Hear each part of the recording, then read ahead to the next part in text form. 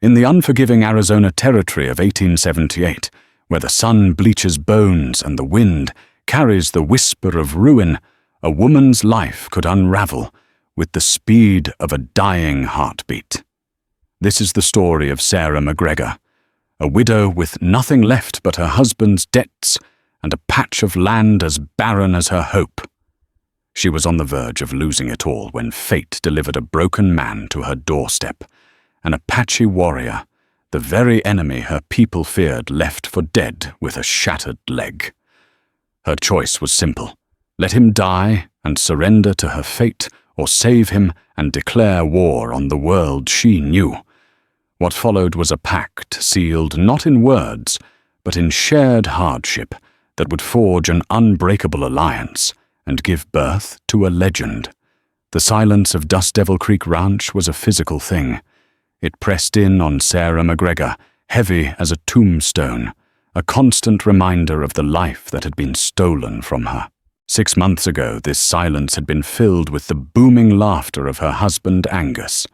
It had been punctuated by the rhythmic clang of his hammer on the anvil, the lowing of their modest herd, the hopeful creak of the wagon as he left for Prescott. Now the only sounds were the relentless wind whistling through the cracks in the cabin walls and the frantic beating of her own heart. Angus hadn't been taken by a bullet or a renegade's arrow. There was no glory in his passing. A stubborn bull, a slipped rope, and a crushed chest, that was the sum of it. He'd left her with 100 acres of parched earth, a cabin that sagged like a tired old man, 20 head of scrawny cattle, and a mountain of debt held by the Prescott Merchants Bank, which was for all intents and purposes owned by one man, Bartholomew Bart Corrigan. Corrigan's sprawling empire, the Seabar Ranch, bordered her property to the north and west. His cattle were fat, his fences were new, and his ambition was as vast as the territory itself. He'd made no secret of his desire for Dust Devil Creek. Its seasonal creek was the key to controlling the water in this entire section of the valley. While Angus was alive, his stubborn Scottish pride had been a bulwark against Corrigan's polite, predatory offers. Now Sarah was all that stood in his way, and she felt as sturdy as a rotted fence post. Each morning was a battle against despair. She'd rise before the sun painted the eastern mesas, her body aching with a weariness that sleep couldn't touch. She'd milk the lone dairy cow, collect the few eggs from her scrawny chickens, and force down a breakfast of dry bread and chicory coffee that tasted like dirt. The work was endless and unforgiving. Fences needed mending with wire she couldn't afford. The well pump groaned with every pull, threatening to give up entirely. Her cattle were growing thinner by the day, the sparse grama grass offering little sustenance as the summer sun baked the land to a cracked brown shell. Her hands, once soft and capable at the piano she'd sold to pay for Angus's casket, were now a cartographer's map of her suffering, calloused, cracked, and permanently stained with the grime of her labor. The townsfolk in Prescott treated her with a cloying mixture of pity and suspicion. The women like the portly Mrs. Higgins, who ran the general store, would offer condolences that felt more like judgments, their eyes scanning Sarah's worn dress and frayed nerves. The men simply looked through her, seeing not a rancher, but a problem waiting to be solved, an asset waiting to be absorbed. One blistering afternoon in late August, the heat was a physical blow. The air shimmered, and the sky was a bleached, merciless blue. Sarah was chasing a stray calf that had found a break in the western fence line, the one bordering Corrigan's land. The calf, nimble and panicked, led her a mile down the dry creek bed, its dusty course littered with sun-bleached stones and thorny mesquite.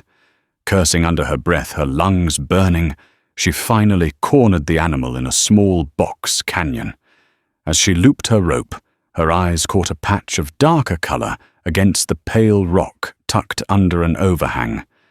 It was a stain, a dark reddish-brown stain that even the relentless sun hadn't been able to bake away. It looked disturbingly like blood, Her hand went instinctively to the small Colt pistol tucked into her waistband, a weapon Angus had insisted she learn to use. But that felt alien and heavy in her hand.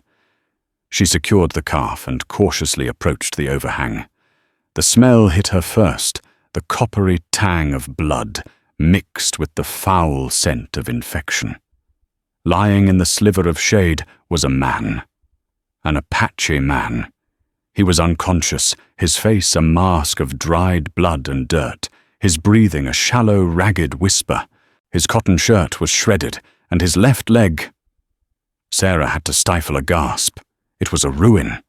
The bone of his lower leg was shattered, jutting out at an unnatural angle, the flesh around it, swollen, purple, and angry. A crudely tied strip of leather served as a failed tourniquet. He was terrifying. He was the enemy she'd been taught to fear her whole life, the spectre from stories told in hushed, fearful tones. Yet looking at him, she saw not a demon, but a man dying in the dirt. Her mind raced. The law, as represented by Sheriff Brodie and Prescott, would call this a victory. One less hostile to worry about. Corrigan's men, especially his sneering foreman, Silas Kane, would likely have put a bullet in him and collected a bounty. Leaving him was the sensible choice. It was the safe choice. Every instinct for self-preservation screamed at her to turn around, walk away, and forget what she had seen. He was not her problem. She had a ranch to save, a life to salvage. But as she looked at his face, she saw the lines of pain etched around his mouth, the vulnerability in the flutter of his eyelids. She saw the shared humanity of a body broken by the harshness of this land. Angus had died here. Her dreams had died here. Was she to stand by and watch another life extinguish in this God-forsaken dust? A wave of defiance, cold and sharp, cut through her fear. This land had taken everything from her. Corrigan was trying to take the rest. The world had dealt her an impossible hand. In that moment, staring at the dying Apache, she decided she was done playing by its rules. With a grunt of effort that came from the depths of her soul, she holstered her pistol, leaned down, and began the arduous, near-impossible task of trying to save the life of her enemy. Dragging the unconscious man back to the ranch was a trial of fire and muscle. He was wiry but dense with a warrior's strength, a dead weight that seemed determined to anchor itself to the earth. Sarah used her rope and the terrified calf as a counterweight, half pulling, half carrying him, her every muscle screaming in protest. By the time she got him to the small, musty barn, dusk was bleeding across the sky, and she was soaked in sweat and trembling with exhaustion. She laid him on a bed of clean straw in an empty stall, the scent of hay and dust mingling with the stench of his wound. By the flickering light of a lantern, the injury looked even worse. It was a compound fracture, the bone splintered and exposed. How he was still alive was a miracle. That he would live much longer seemed an impossibility. Her first instinct was to ride for Doc Abernathy in Prescott. But that was a 4-hour ride each way, and she couldn't leave him. More importantly, bringing the doctor here would be tantamount to posting a notice on the sheriff's door. Rumors in a town like Prescott moved faster than a prairie fire.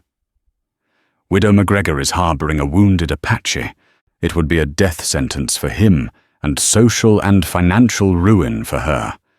She was on her own. Recalling her mother's lessons in rudimentary medicine, she set to work. She boiled water, sterilized a knife in the lantern's flame, and tore strips from one of Angus's old shirts for bandages. The next few hours were a waking nightmare. She forced a trickle of water mixed with whiskey between his cracked lips. He groaned, his eyes fluttering open for a moment. They were black, deep-set, and filled with a pain so profound it stole her breath. Then they clouded over with a delirious fever. Cleaning the wound was the worst part. He thrashed in his fever dream, guttural sounds tearing from his throat. Sarah, gritting her teeth, held him down with one arm, while she worked with the other, her stomach churning. She had no idea how to set the bone. All she could do was clean the wound of dirt and grit. As best she could apply a poultice of crushed yarrow she found growing near the creek bed, an old folk remedy for staunching blood, and bind the leg tightly between two pieces of a split fence post. It was a crude, desperate act, and she knew it was likely not enough. For 3 days he drifted on the edge of death. Sarah barely slept, moving between her ranch chores and the barn.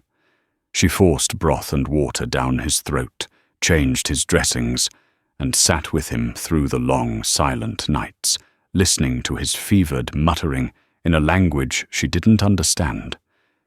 In those quiet hours she studied him. His face beneath the grime was sharp and intelligent, with high cheekbones and a proud, unyielding jaw. His body was a tapestry of old scars, telling a story of a life of conflict and survival. He was not the savage caricature from the penny dreadfuls. He was a man. On the 4th morning she entered the barn to find him awake. The fever had broken. He was propped up on one elbow, his black eyes, clear and sharp, fixed on her with an unnerving intensity. They held no gratitude, only a cold, wary assessment. He was a cornered wolf, sizing up the trapper. Sarah held up her hands in a gesture of peace, her heart hammering. "Water?" she asked, her voice a hoarse crackle. He said nothing, his gaze flickering from her face to his splintered leg, then back again. He understood his predicament completely. He was crippled, helpless, and at her mercy. She placed a dipper of water and a piece of bread on the ground, just out of his reach, and backed away. It was a test, a silent negotiation. For a long moment, he just watched her. Then, with a pained grunt, he dragged himself forward, his face contorting in agony as his leg shifted. He took the water and drank deeply, his eyes never leaving hers. He ignored the bread. This became their routine, a silent, cautious dance of survival. Sarah would bring him food and water, tend to his leg, and go about her work. He would watch his silence, a palpable force in the barn. She never learned his name. He never offered it. In her own mind, she began to think of him as Nate, a simple, solid name that felt less threatening than the image of an Apache warrior. A week later, Doc Abernathy made an unexpected call. He was a kind, weary man in his late 60s, with spectacles perched on his nose and a perpetual look of concern. He'd been a friend of Angus's. "Just checking in, Sarah," he said, tying his buggy to the porch rail. "Mrs. Higgins mentioned you haven't been in for supplies. Getting worried." Panic seized Sarah. "I'm fine, Doctor. Just busy." "You look worn to a frazzle," he observed, his keen eyes missing nothing. He glanced towards the barn. "Everything all right with the stock?" "They're fine," she said a little too quickly. The lie sat poorly on her tongue. She trusted Abernathy, but she was terrified. He followed her gaze to the barn, and a look of understanding mixed with alarm dawned on his face. He lowered his voice. "Sarah, what's going on?" The dam of her solitude broke. The exhaustion, the fear, the crushing loneliness, it all came pouring out. She led him to the barn. Nate was sitting up his back against the stall wall. When he saw the doctor, his entire body tensed, his hand instinctively going to a hip that no longer held a knife. Doc Abernathy stopped holding his hands up just as Sarah had. He looked from Nate to Sarah, then at the crudely splintered leg. He let out a long, slow whistle. "Good Lord, child. What have you gotten yourself into?" He examined the leg, his touch surprisingly gentle. Nate endured it with stoic silence, though Sarah could see the cords in his neck standing out in pain. "The leg is a mess," Abernathy said quietly to Sarah as he straightened up. "The bone is knitting all wrong. He'll live thanks to you, but he'll never walk right again. He'll have a permanent severe limp." He looked at Nate with a flicker of pity. For a man like him, that's a fate worse than death. Before he left, Abernathy gave Sarah some laudanum for the pain and proper medical dressings. "I never saw this, you understand," he told her, his face grim. "But you're playing with fire, Sarah. If Bart Corrigan or his man Kane get wind of this, they won't be as understanding as I am." His visit was a double-edged sword. It brought relief, but also a sharpened sense of the danger she was in. The very next day, that danger rode up to her door in the form of Bart Corrigan himself. He was a big man who filled his expensive saddle, his face florid and his smile oily. "Sarah, my dear," he boomed, dismounting. "I was just riding the fence line and thought I'd see how you were faring." "I'm managing, Mr. Corrigan," she said, her posture rigid, her hand resting on the porch rail to stop it from shaking. "Are you, though?" he said, his eyes sweeping over the dusty yard and the sagging barn roof. "This is a lot of land for a woman alone. My offer still stands. A fair price. Enough to set you up comfortably back east away from all this hardship." "The ranch is not for sale." Corrigan's smile tightened. "Pride is a fine thing, Sarah, but it doesn't fill a belly or pay a bank note. Those notes are coming due. I'd hate to see the bank have to foreclose."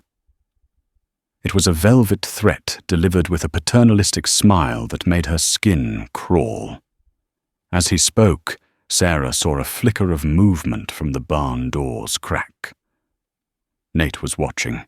His dark eyes were fixed on Corrigan, and for the first time she saw an expression other than pain or suspicion on his face.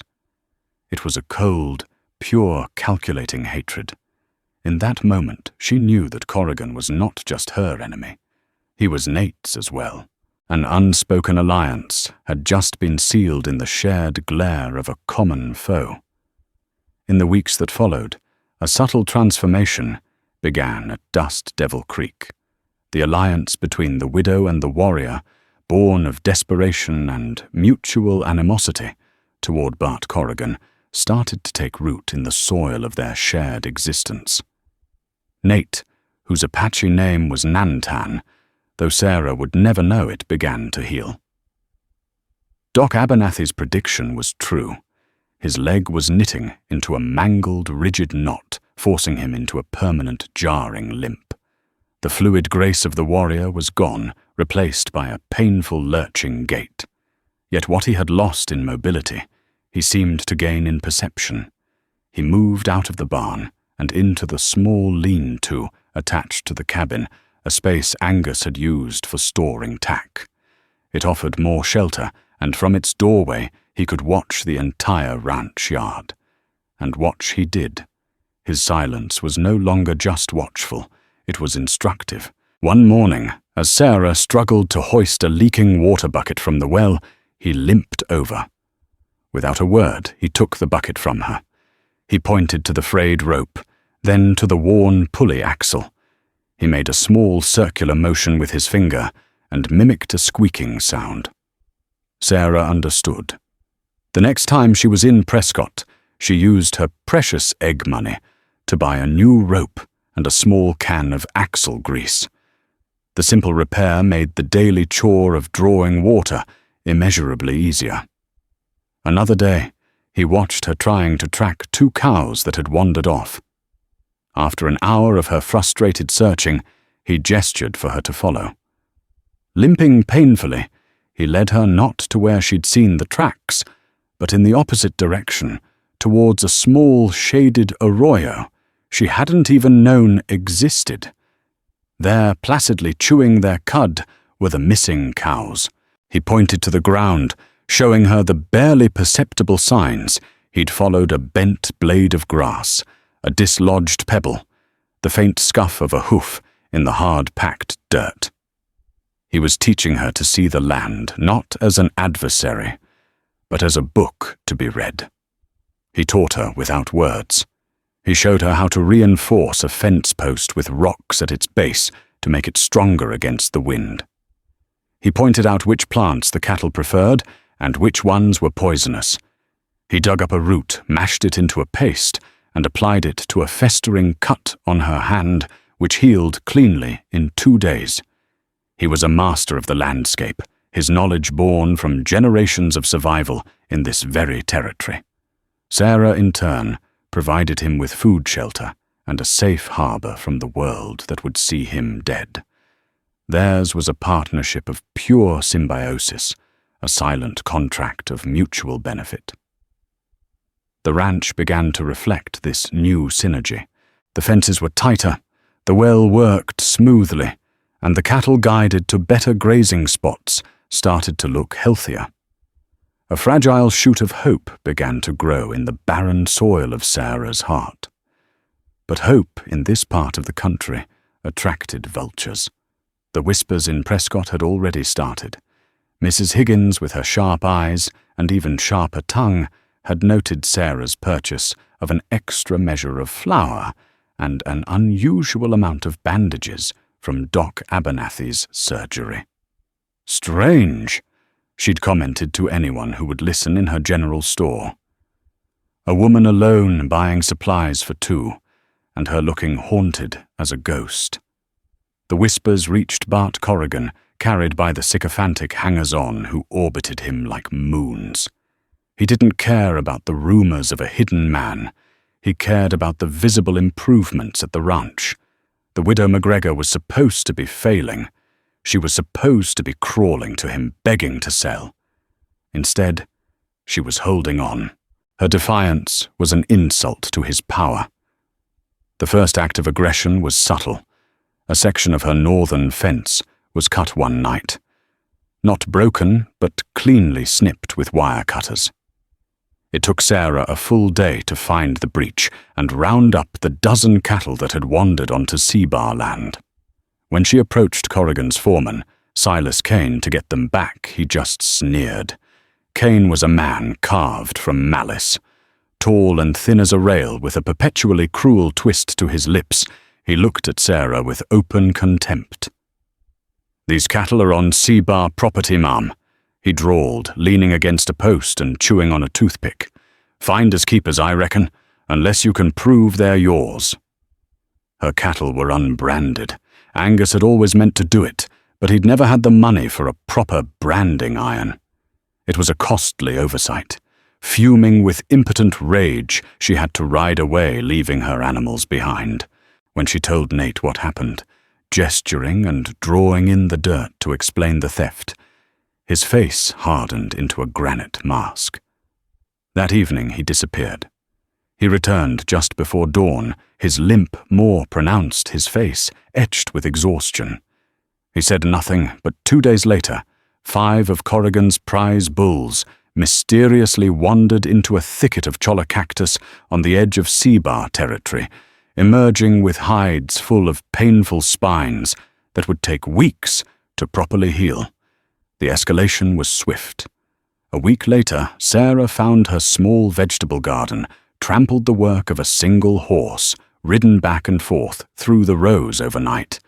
Then the well pump was sabotaged, a critical bolt removed and tossed away, forcing her to haul water by hand from the creek bed 200 yards away.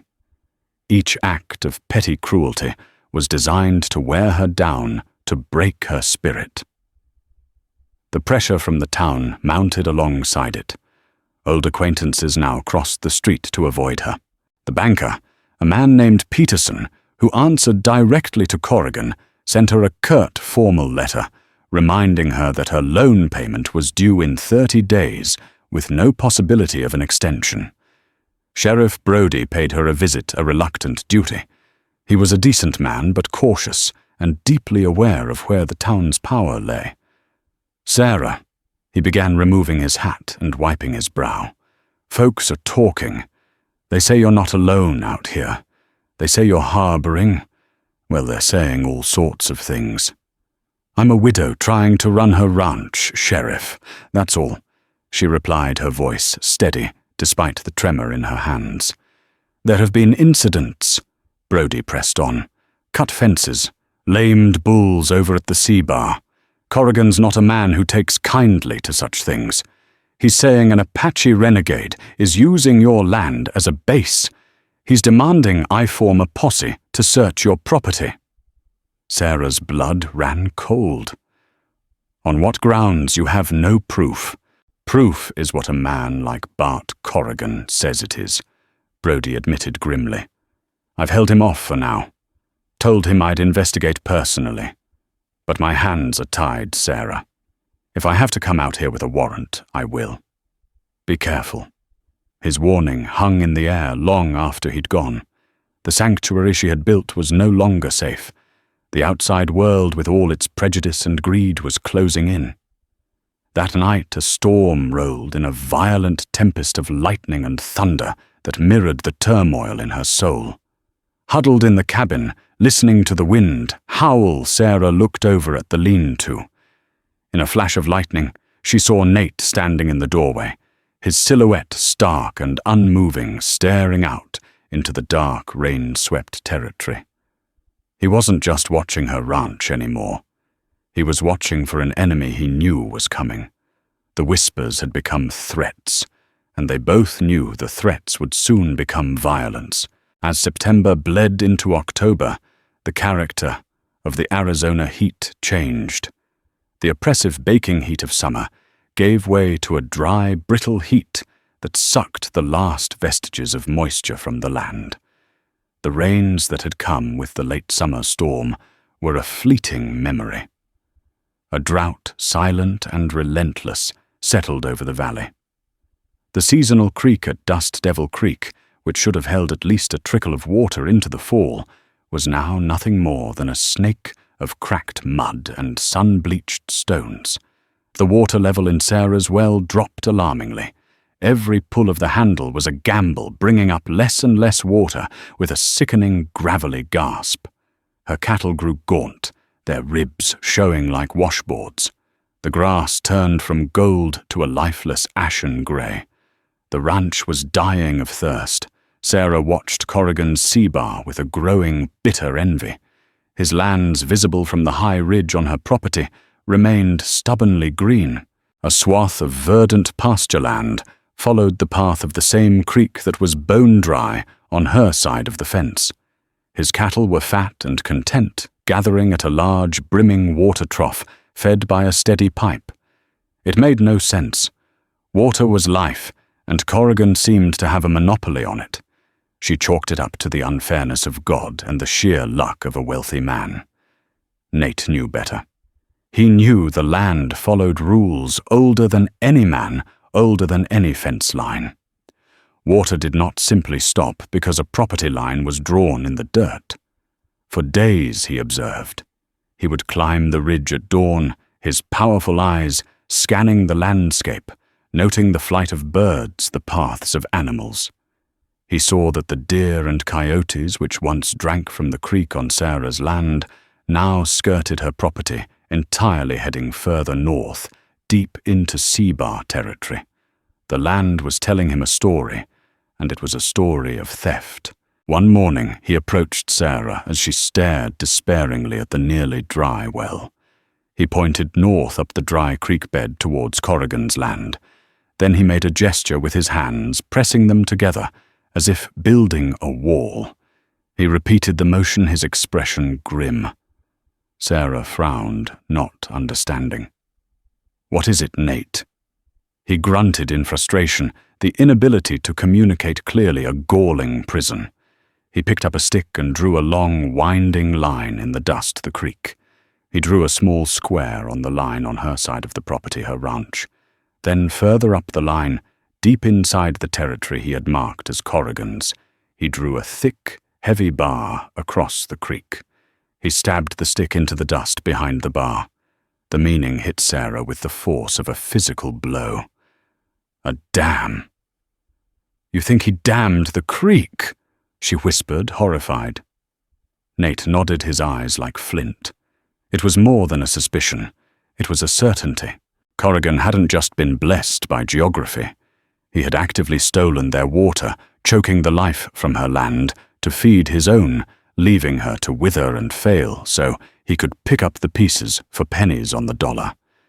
The petty vandalism, the stolen cattle, all of it was a smokescreen for this single devastating act of sabotage. Rage, pure and cold, eclipsed her fear. She had been fighting phantoms, battling bad luck. Now her enemy had a face and a form, but proving it was another matter entirely. The dam would be deep inside Corrigan's property, patrolled by men like Silas Kane, who would shoot first and ask questions later. A lone woman, accusing the most powerful man in the county of such a thing, would be laughed out of the sheriff's office. They needed proof. Concrete, undeniable proof. That night, under the sliver of a new moon, Nate prepared to leave. Sarah watched as he checked the crude bindings on his moccasins and filled a small leather pouch with jerky and a water skin. He moved with a pained but resolute purpose. "You can't!" she pleaded, grabbing his arm. His muscles were like steel beneath her fingers. "Your leg. They'll kill you if they find you." He met her gaze, and for the first time she saw a flicker of something beyond grim determination. It was a shared understanding. He had to go. This wasn't just about her ranch anymore. In his world, water was sacred, a gift of the spirits to be shared by all living things. Corrigan's greed was an offense against the natural order, an act of profound disrespect that demanded a reckoning. His limp was a constant burning reminder of his vulnerability, but his spirit, the spirit of a warrior, remained unbroken. He would not sit by while an arrogant man bled the earth dry for profit. He placed his hand briefly over hers on his arm, a gesture so unexpected it made her gasp. The touch was rough, calloused, but it conveyed a universe of meaning. I understand the risk. I must do this. For both of us. He slipped out of the lean-to and melted into the darkness. Sarah stood by the cabin door for an hour, staring into the black void where he had disappeared, the silence of the ranch, once again her only companion. But this time the silence was different. It was not the silence of despair, but the taut, humming silence of anticipation. The silence before a battle. She had entrusted her entire future, the very life of her land, to a crippled Apache warrior on a mission into the heart of his enemy's territory. And all she could do was wait and pray. 2 days crawled by with agonizing slowness. Sarah went through the motions of her chores, her eyes constantly scanning the northern ridge, her ears straining for any sound beyond the wind. Every shadow seemed to hold a threat, every distant rider a harbinger of doom. She imagined a dozen terrible scenarios: Nate captured and tortured by Kane, his body left for the coyotes, a posse, riding down on her with Corrigan at its head. The fragile hope she had nurtured felt like a candle flame in a hurricane. On the evening of the second day, he returned. He did not come from the north, but from the east, using the broken terrain as cover. He materialized from the twilight like a ghost, haggard and caked in dust, his limp so pronounced that he was using a sturdy branch as a crutch. He was exhausted to the bone, but his eyes burned with a triumphant fire.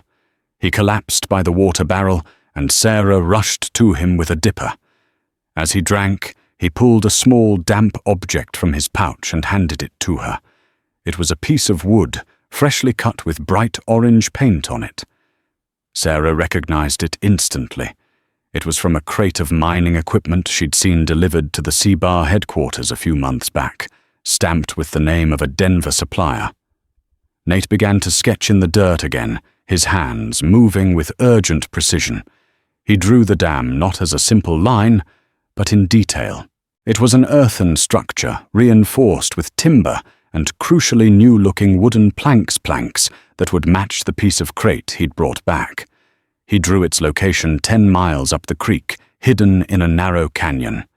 He'd not only found it, he'd brought back physical proof that it was a recent construction made with materials directly traceable to Corrigan. Armed with this evidence, Sarah rode for Prescott the next morning. She bypassed the sheriff's office, knowing Brody's hands were tied without more. Instead, she went to the Territorial Land Office, a dusty, neglected building run by a harried clerk named Mr. Abercrombie. Pleading a fictitious boundary dispute, she asked to see the original survey maps for the valley, including the water rights charters. She spent hours poring over the brittle hand-drawn maps, and there it was, in faded ink, a clause in the original charter for her parcel of land, filed 20 years prior by the original homesteader, and shall retain riparian rights to the natural and uninterrupted flow of Dust Devil Creek. Angus had never mentioned it. He probably never even knew it existed. It was a legal term, a relic from a more orderly time, but it was law. Corrigan wasn't just being immoral. He was breaking a foundational law of the territory. Her next stop was Sheriff Brody's office. She laid the piece of wood, a hand-drawn copy of Nate's map, and a tracing of the water rights charter on his desk.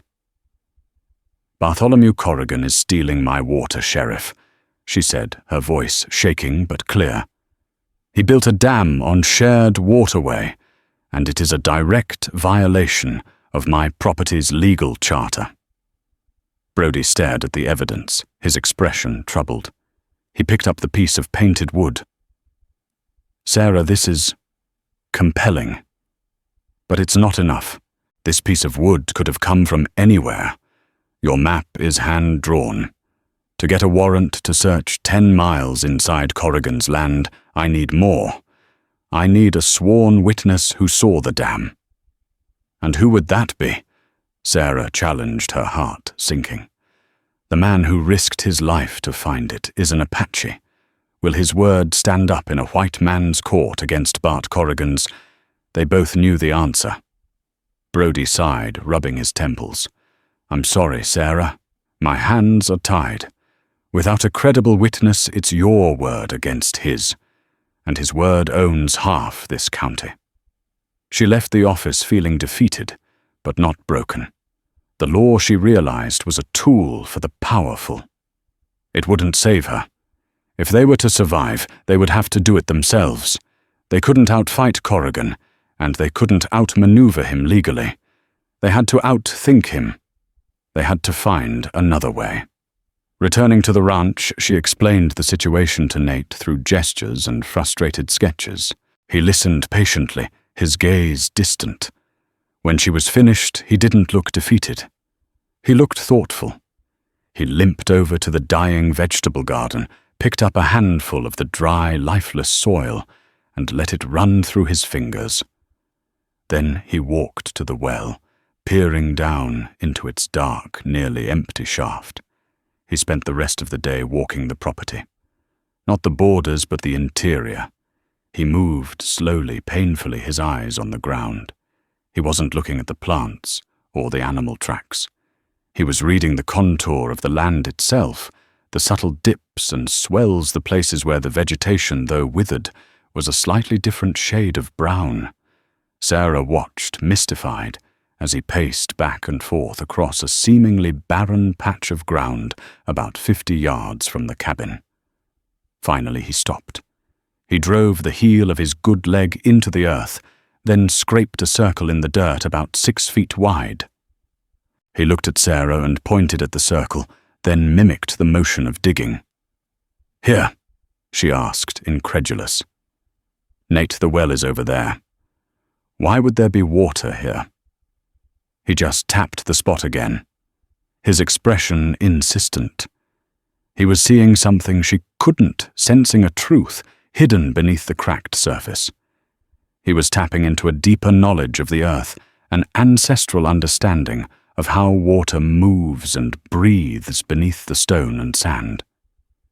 She had a choice to trust the conventional wisdom that said her well was the only source of water, or to trust the crippled warrior who had read the secrets of the land before. Looking into his unwavering eyes, she made her decision. She grabbed a shovel and a pickaxe from the barn. The work was brutal. The ground was baked hard as brick. For 2 days they toiled under the merciless sun. Sarah would break the earth with the pickaxe, her shoulders screaming with the effort, and then shovel out the loosened dirt. Nate, unable to swing the axe with his bad leg, would sit at the edge of the growing hole, sharpening the tools on a whetstone or using a smaller spade to clear debris. They worked in a shared, sweat-soaked silence, a team united by a single, desperate goal. Other ranchers would have hired a crew, perhaps used dynamite. They had nothing but their own grit and Nate's mysterious conviction. By the end of the second day, they had a hole 10 feet deep, and all they had to show for it was a pile of dry dirt and bleeding blisters. Sarah's faith began to waver. "It's no use," she gasped, leaning on her shovel, her body trembling with exhaustion. "There's nothing here." Nate gestured for the shovel. He limped into the hole, his face a mask of concentration. He began to dig carefully at the center, not with brute force, but with a focused precision. He scraped away a layer of clay, then another. And then he stopped. He looked up at her, a single, triumphant glint in his eye. Sarah scrambled to the edge and looked down. At the bottom of the hole, a small, dark patch had appeared. A patch of mud. As she watched, breathless, a tiny pool of water, clear and clean, began to seep up from the earth, shimmering in the fading light. It wasn't a gushing spring, but it was life. It was a defiant miracle. They hadn't found Corrigan's stolen river. They had found their own. They had been trying to fight him on his terms with his laws and his rules. Nate had shown her another way. Strength wasn't just about power and money and legal documents.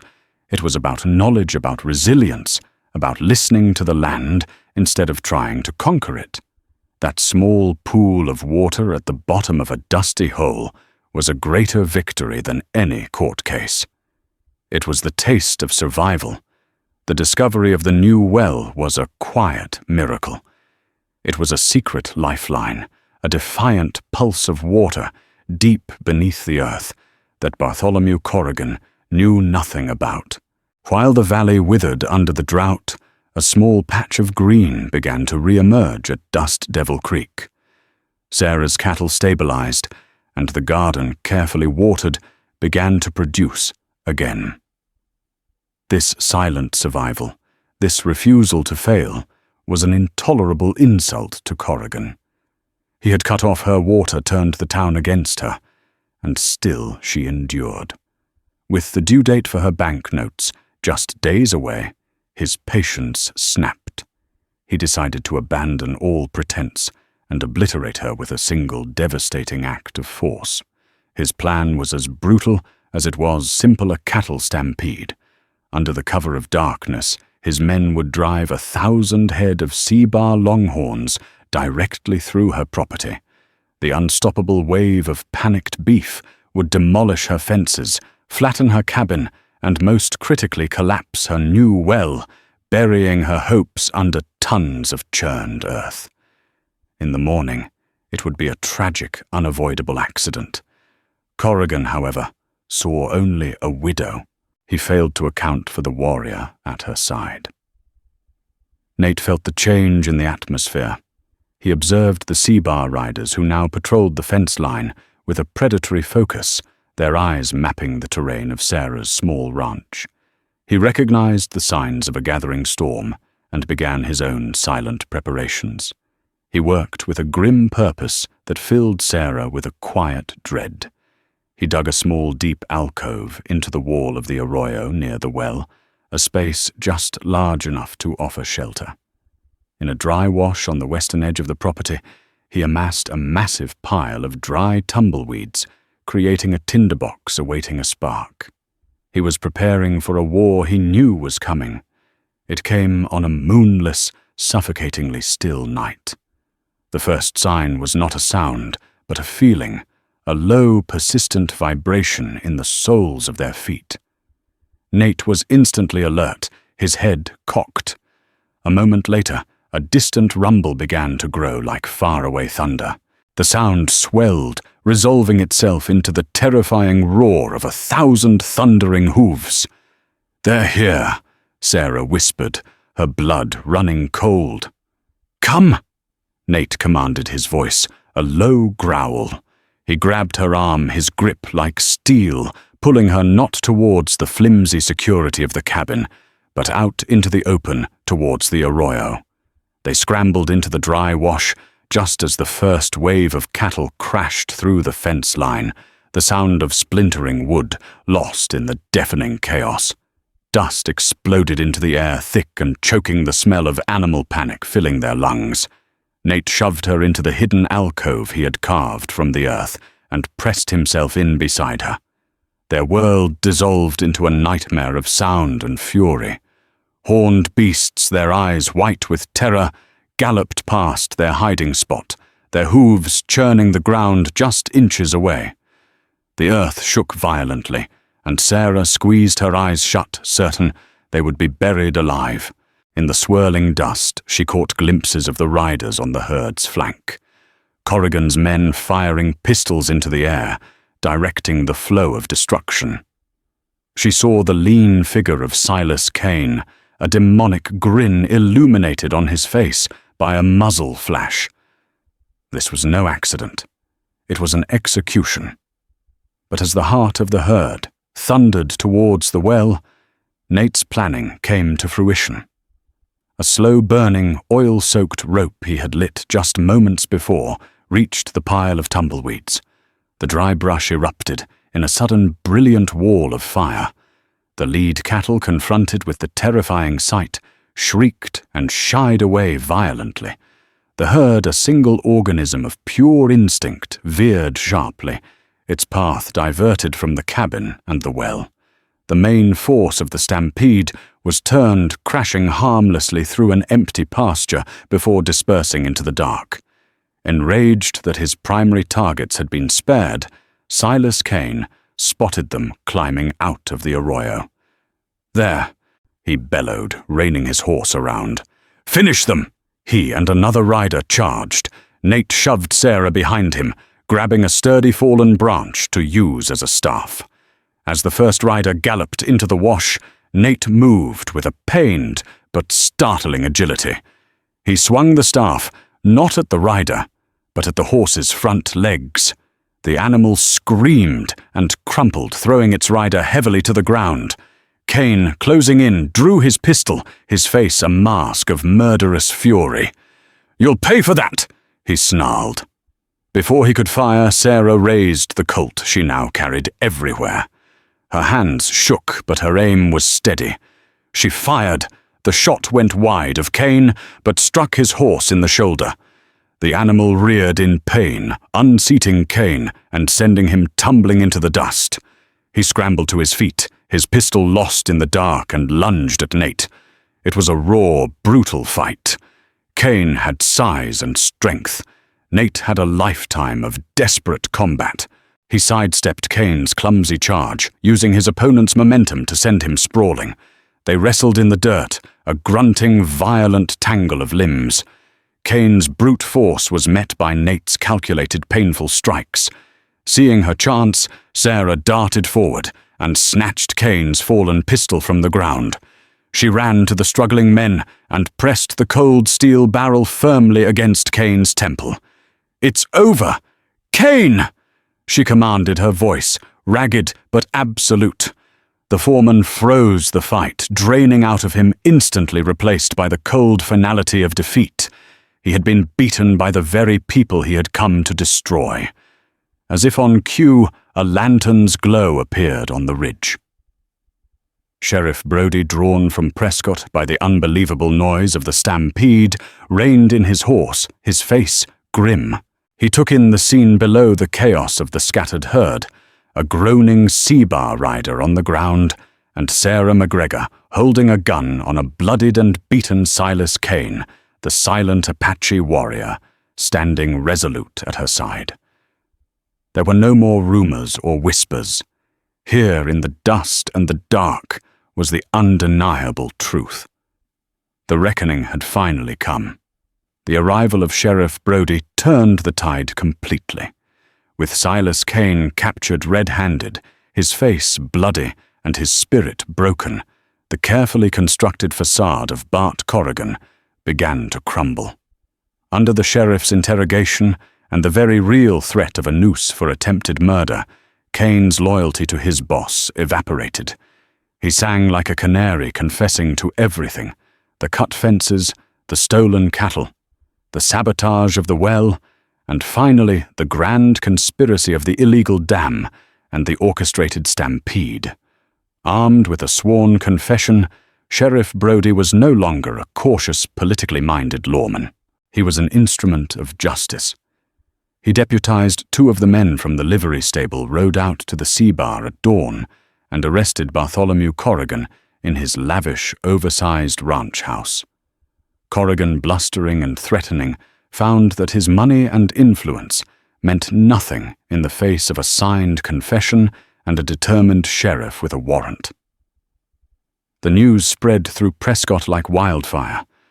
The trial was the biggest event the county had ever seen. People Sarah had known her whole life, people who had shunned her and whispered behind her back, now packed the courtroom, their allegiances shifting with the prevailing winds. Sarah took the stand, her voice clear and steady, as she recounted the months of intimidation and hardship. She spoke of the stolen water and the terror of the stampede. She did not mention Nate by name, referring to him only as a man who I gave shelter to, who helped me survive. She was protecting him even now. Corrigan was found guilty on all counts. His empire, built on greed and intimidation, collapsed. The court ordered the immediate destruction of the illegal dam and levied a massive fine against the Sea Bar, a portion of which was awarded to Sarah McGregor as restitution for damages. The Sea Bar ranch was broken up and sold off in parcels, its reign of terror over. In the aftermath, a profound change settled over the valley.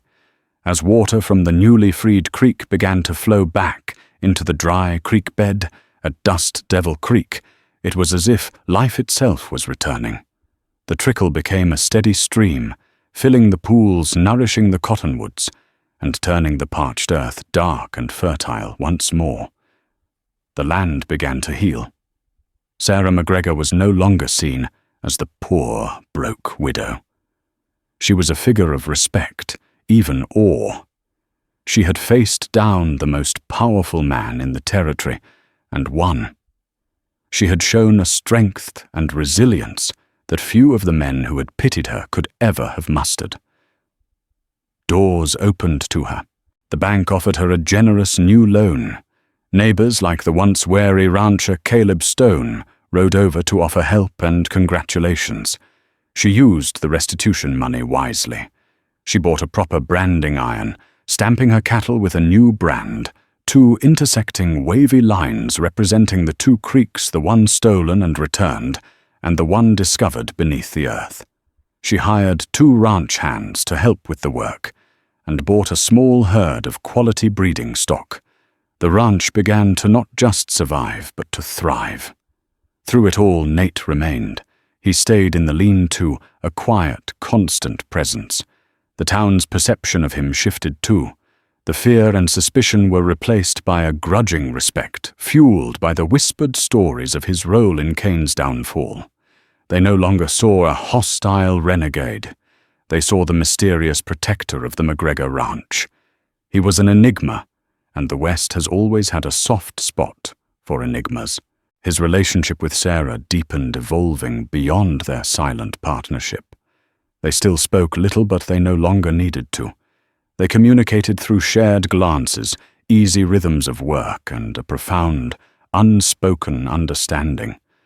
He would watch her from the porch as she managed her growing enterprise, a flicker of pride in his dark eyes. She would leave a freshly baked pie to cool on the lean-to's railing, a simple offering of gratitude and affection. One evening, As the sun set, painting the mesas in hues of orange and purple, Sarah found him sitting on the ridge overlooking the ranch. The two creeks, the one on the surface and the one from the well, were nourishing a swathe of green that was growing larger every day. The sound of healthy cattle and the distant laughter of her new ranch hands drifted up on the evening breeze. She sat down beside him on the warm rock. For a long time they watched the twilight settle over the land they had saved together. "I'm changing the name of the ranch," she said quietly, not looking at him. "I can't call it Dust Devil Creek anymore, not after all this." He remained silent, his gaze fixed on the horizon. "I'm going to call it Two Creeks Ranch," she continued, "for the water we have, the water we fought for." She finally turned to look at him, her heart full. "It's your home too, Nate. If you want it." He turned his head slowly, his weathered face softened by the dying light. He looked at her, then at the thriving ranch below, then back to her. A small, almost imperceptible smile touched the corners of his mouth. He gave a single slow nod. It was enough. It was everything. They were an unlikely pair, a Scottish widow and a crippled Apache warrior. They were two broken people from warring worlds who had found a common ground in the dust. They had faced down greed, prejudice, and violence, and through their shared resilience, they had built something new.